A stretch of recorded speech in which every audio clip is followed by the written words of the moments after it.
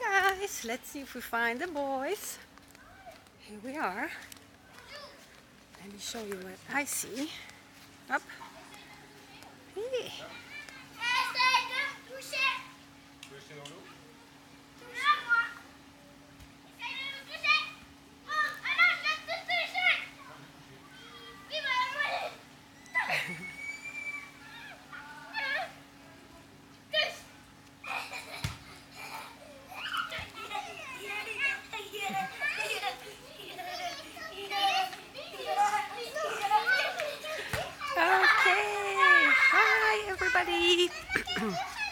I thought I'd make a little live. Okay, so what has happened? We have arrived.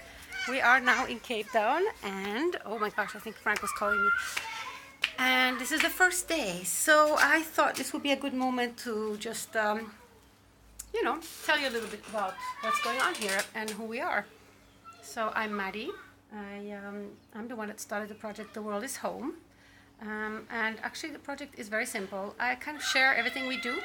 So, well, not everything, but the traveling. So I really would like to inspire people to travel with their children because, I don't know why, no, I'm just kidding. No, because I really believe that traveling is a special way for children to become better adults. That's very simple. To understand other cultures, to understand people, to to take in the world as school. And I really, oops, you escaped. Sorry for that, guys. I'm trying to handle this device. Oh my gosh. Oh, okay. Sorry for that. The thing that died on me. So let's see if I can fix this. All right, here we are. Okay, so anyways, welcome and thank you so much for signing up. I have a lot of friends and a lot of new friends signing up, and I'll be trying to send you an email once a day with some cool tips on what you can do when you travel with children. So I'm Madie, and this is my husband Sergey running out with the kids there. Oliver is 6. He's coming here now. Say hi. Il y a un oiseau là-bas. Yeah, there's a bird. There's a bird. Okay, I'm gonna come and see it. 1 minute. Then we have Edwin. Edwin is 4, and we have Frank, who only turned 3 about, what is it now? 2 weeks ago. Yeah, so he's pretty small still, but we've traveled with them from birth. So, okay, kan du fråga pappa om att göra det? Kan du göra det? Okay, so as you see, they speak French because Sarah speaks French to them. I speak Swedish to them, so they speak Swedish as well. And they're learning English, and it's pretty fine. So English is decent. They're starting to communicate. And this is also another great advantage of traveling and, just going to different countries. You learn a lot of languages, of course, and it's easier to communicate. Oh, sorry, I'm turning my head like that, but, I see the monkey climbing the table. Darling, I don't want you to fall. Yeah, so what else can I tell you? Today we arrived, and arrival has to be calm. So basically what we have done is that we haven't done any plans. We have not put any pressure on ourselves. In 2 days we're going to Namibia, and we are going to make a self-drive through the desert with tents on our Jeep. And we are going to sleep under the stars, and I don't know how that's going to be, because that's the first time we do a trip like that with our kids. But I think it's going to be a lot of fun, and I'm going to try to be live as much as possible, though I'm not sure how the internet will work where we are, but maybe in some places. Anyways, so if you would like to follow this journey, you can sign up. So if you would like to follow these adventures, you can subscribe to the channel, but you can also sign up on our website. Okay, oui, don't faire. Okay, he really wants me to see that bird, but I'll go in a moment. So what you can do is that you can sign up on our website, theworldishome.com, and you'll be a part of, the 30-something people that have signed up so far. And I am sending out a mail every day about what's going on, and I post pictures on Instagram. And well, I will try to do these live things. I'm not so technical, so sometimes it works, sometimes it doesn't. I do my best. Okay, so again, the the purpose is really to share. So like if you have questions or if you're hesitating about traveling with your children and you're thinking, oh my gosh, they're so small, I'm going to wait until they grow up. Because I get a lot of that. I get a lot of friends telling me that they are waiting for their children to actually grow up. And that's like, the thing is that today's kids probably get quite, mature. Around 12, they're already like teenagers, right? So, they are not going to travel with you the same way if that's the age you're going to start traveling at. So really, 12-year-old children, they have their friends, they have their life. It's not necessarily the thing that they want to do, start to travel with you. But if you travel with them from the beginning, all your life, this is going to be a part of their life. So what we do is that we not only travel for vacation, we actually travel as a lifestyle. So we don't live anywhere particular. We live all over the world. We stop for different projects with my husband's job. But I started to travel when I was 18. So that's, it's been half my life now. So I actually never settled down, I really thought about it for a while. I've been running a few companies and I've been opening businesses a little bit here and there. And that was lots of fun. And I stopped the longest I ever stopped was 5 years. But, it's not what makes me happy. What makes me happy is to discover things. And I grow very much with the world and with the people I meet and these incredible new people that I meet. And, people that, also travel, because that's what happens when you travel. You meet people that travel and families that are similar to you, and you realize that you're not the only one in the world, and it actually can happen and can work for you. So, I've been seeing recently a lot of, so as I said, I'm not very technical. I'm really not social media. I'm not really a fan of it. But like I've seen a lot of people going like, yeah, laptop travel, blah, blah, blah. You can work, you can live off your laptop. I don't really know how that works because to be honest with you, everything in life that, that is rewarding is actually difficult. So it's not that easy. You can't just take your laptop and fly around the world, especially when you have 3 small children. They need education, they need care, they need safety, you need money to be able to sustain yourself. So what we do is that we work in different countries. I write, my husband is an engineer, we do different things. But nonetheless, I'm not saying that it's impossible. I'm just saying that whatever job it is that you're going to have on the go requires a lot of effort, yeah? So, but the truth is that when you get used to it, and you know that, 1 second, baby, I am on the phone now.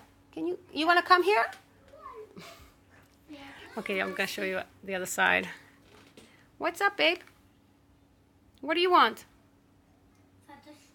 Vad ska jag vara försiktig med? Oh gosh, he says to me that I have to be really careful because otherwise some animals might eat me because we're in Africa now. They keep asking me, are we really in Africa? Are we really in Africa? Where are the animals? That is so funny. Anyways, so as I was saying, I don't know what I was saying. I lost my red thread, but it's a tough job. It's a tough job to raise children for anyone. I believe that it's not easy, and I struggle with lots of things that I need to improve. And I try to raise my children in zero violence, the Scandinavian way. I grew up in Scandinavia, or to be precise, in Sweden. So, that's my attitude, but it's even more difficult because, you need to be respected, and to get respect, well, you have to deserve it. You have to know how to talk to the person, and you have to give the person respect back. And I treat my children as people, not things that I own. And therefore, being on the road and on top of it, trying to figure things out and changing environments, it can be quite tough at times. But it's extremely enriching. It's enriching like you cannot imagine.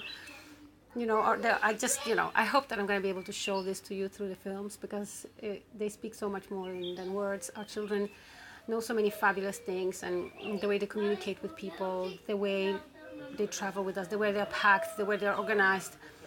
They are really, really small. I mean, 6 years is the oldest, and it's not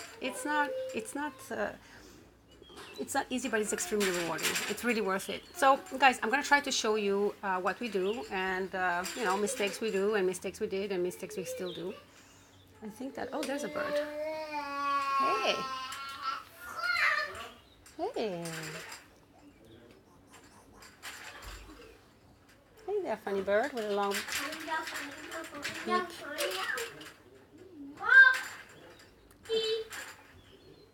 Okay, funny bird. I have a bird book. I brought a bird book because I'm not very good at this, but I brought that, and the kids are really fascinated and they're looking at it all the time. So I think we have to check out what this guy is called. So what happened today? Today we went to the restaurant. So we just decided that we're not going to do anything for the first 2 days because the rest of the month is very charged with a lot of activities, a lot of things to do. We have meadow rides to see. We have caves to to go into, and you know we have to cross the desert of Namib. So we are actually very, very on a big type of trip. So we're really gonna see a lot of things. So we start by doing absolutely nothing, and I love that. And today we just went to the restaurant, and I wanted to tell you a little bit about that and give you some of these traveling parent tips, or just parent tip in general, how we handle restaurants with small children. So because we're a lot on the road.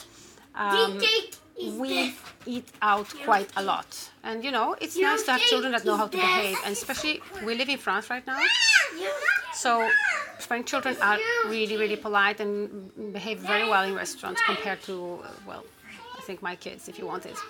So I think that one of these things that is difficult when you don't punish them, you're not threatening them, you're really trying to have a respect, and get respect back. It's tough. It's very tough for the 2-year-old or 3-year-old child to tell him that you have to not get out of the table because nothing's going to happen if you do, but please don't.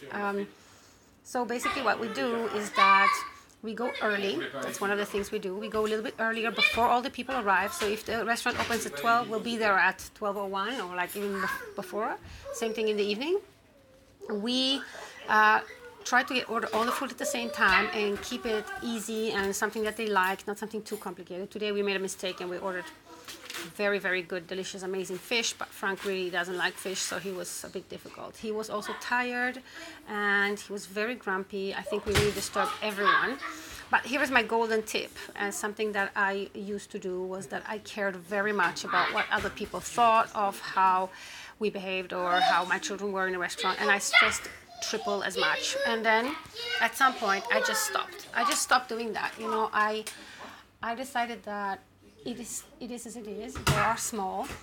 I have a right to eat. I come to a restaurant. They're not throwing food, or knives. But if they're a bit noisy and that disturbs someone, I might just have to live with that, or the person has to live with that. So I just don't take it in so much anymore. I will tell my children I'm not gonna let them disturb other people. That's not what I'm saying. But I will not take the offensive look or the fenced look, or however you want to say it in English. The people that will look at you like, oh God, she has no control. Yeah, okay, you're there. You don't have children, or your children not with you. I mean, so it's not the same thing. Or maybe you didn't go to a restaurant with your kids, or maybe your kids will just more calm. I don't know, but I cannot live through the eyes of everybody else, and I cannot take into my heart the attitude that people will have when I just don't want to feel bad about my own children. So I try to keep them in shape. I try to tell them what to do. I try to tell them what not to do. We're not staying a long time, so we make it reasonably short, but then I don't take in other people's nasty looks. If they bother me too much, I just look nasty back, and that's it, and that actually diminishes the stress a lot. That diminishes my stress a lot, not to care so much about what other people think of us. So that helps a little bit, or a lot, yeah, as I said. But oh my, the bird jumped over the fence. Okay, bye-bye, birdie. Yeah, so that's like the tip I can give you for today, because I was thinking about that. It was difficult with Frank, but he still, we still enjoyed a good meal with the family, and that was fun. And what can I do more? I could tell you some of these practical things. I think I'm going to make them like daily into the mail, so that you guys can think of these things. I try to put it together at the end of the 30 days so that you have like a type of a cheat sheet of how we do when we pack stuff and how we prepare our gears and things. But the thing I wanted to tell you about today is very, very simple actually. And you might think of it or you might not, because I haven't always thought of that. So let me just show you. So here's the flat that we rented. We're at Camps Bay in Cape Town. It's a nice area. Okay, wait, let me just show you the area. So just behind me here You've got the ocean. Let's see if I can switch the camera a bit to show you.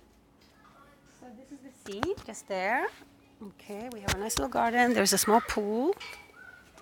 Up, kids are playing in, and there you have the Table Mountain, which is very nice and lovely. And it's 30 degrees, and it was maybe 5 degrees when I back home in Fontainebleau. So it's big change, and it's nice. And this is also the reason why first day should be really easy, no like intensive sightseeing or crazy things, because well, the children are exhausted. They have to adapt to the climate, and they have to, you know, adjust. Hey guys, what are you doing? Be quiet. Be quiet. Be quiet, Mom. Oh my God. Okay. So here's the thing I wanted to show you. It's very simple. It's really, really simple. But I think maybe it can be useful. So, you know, when you travel, first of all, you always have to find out how these flags look like in the country you're going to travel. So I just got this. This is an M or D plug, and it works both for South Africa and for Namibia. And what I did is that, you know, I just bought 2 of these, but then I brought this one. Let me show you. Up. So it's a multi-plug thing, so you can actually charge many of your devices at the same time. It's just a standard thing that I have at home. I just brought it with me, so I, you know, wouldn't have to fight for who's going to charge what in the plug. And we have quite a lot of gear with us, which means that we need to, you know, we need to charge things all the time. So this is very practical. I think this is like my practical tip of the day. Yeah, and this is it, guys. I know I'm rambling a little bit now and then. I hope it gets better. It's like the first time I'm really live. So I hope that I can be, you know, inspiring and share good tips for you. And I hope that you will enjoy traveling with your children more and more, and that you will be courageous and do it, because, you know, it just takes a little bit of courage and quite a lot of organization. But it's extremely rewarding. It's lots of fun. And some people say to me, "Oh, how can you travel so far with your kids? Why would you do that?" I cannot imagine how I could travel so far without my children.